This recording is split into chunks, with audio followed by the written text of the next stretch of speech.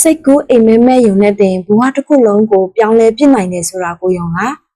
ယုံနိုင်စရာမရှိပေမဲ့လက်တွေ့ဘဝမှာတော့အမှန်တကယ်ပြောင်းလဲသွားတဲ့လူတွေဒူးနဲ့ဒေးပါပဲအဲ့ဒီရဲ့လူဝက်နီလန်ကတော့ R = VD formula ကြောက်ပါပဲစူးစမ်းအားထုတ်မှုတဲ့ပိုအရေးကြီးတာကတော့စိတ်ကူးအိမ်မဲမဲနိုင်စွမ်းပဲလူအများစုကအရေးအချင်းနဲ့စူးစမ်းအားထုတ်မှုဟာအောင်မြင်မှုကိုဆောင်ကျဉ်ပေးတယ်လို့ထင်နေကြတယ်ဒါပေမဲ့အဲ့ဒီလိုမဟုတ်ဘူးအောင်မြင်မှုကိုခေါ်ဆောင်လာတဲ့အရာကကွက်ကွင်းစိတ်ကူးအိမ်မက်မနိုင်စွမ်းပဲသင်အခုအောင်မြင်တဲ့ဘဝမှာမနေထိုင်ရတဲ့အကြောင်းရင်းကသင်ဟာအောင်မြင်မှုကိုမယုံကြည်ခဲ့တဲ့အတွက်ကြောင့်ပါ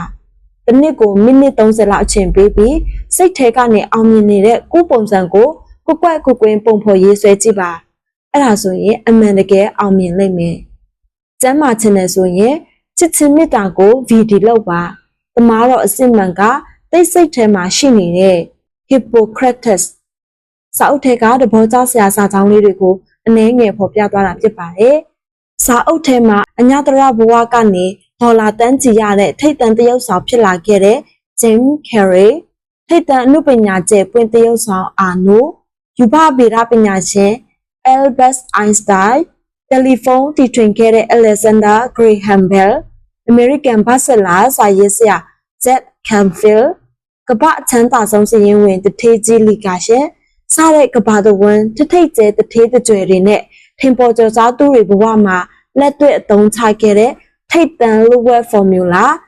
R = VD အပြင်14နှစ်ကြာအညတရဘဝကနေအုပ်ရည်3တန်းရောင်းရတဲ့စာရေးဆရာဖြစ်လာစေခဲ့တဲ့လူဝက်ချက်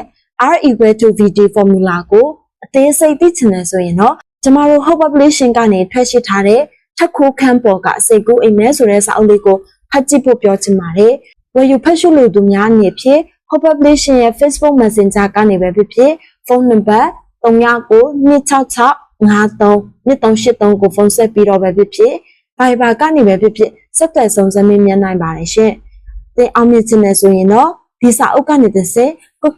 ကွင်းစိတ်ကူးအိမ်မက်မက်ပြီးတကယ်လက်တွေ့ဘဝမှာစိတ်ကူးအိမ်မက်ကိုအကောင့်ထဲပေါ်ခဲ့တဲ့လူတွေနဲ့တွေ့ဆုံကြည့်လိုက်ပါအဲ့ဒီနောက်မှာသူတို့စီကနေတစ်ဆင့်စိတ်ကူးအိမ်မက်မက်နီမျိုးစုံကိုသင်ယူလေ့လာကြည့်လိုက်ပါ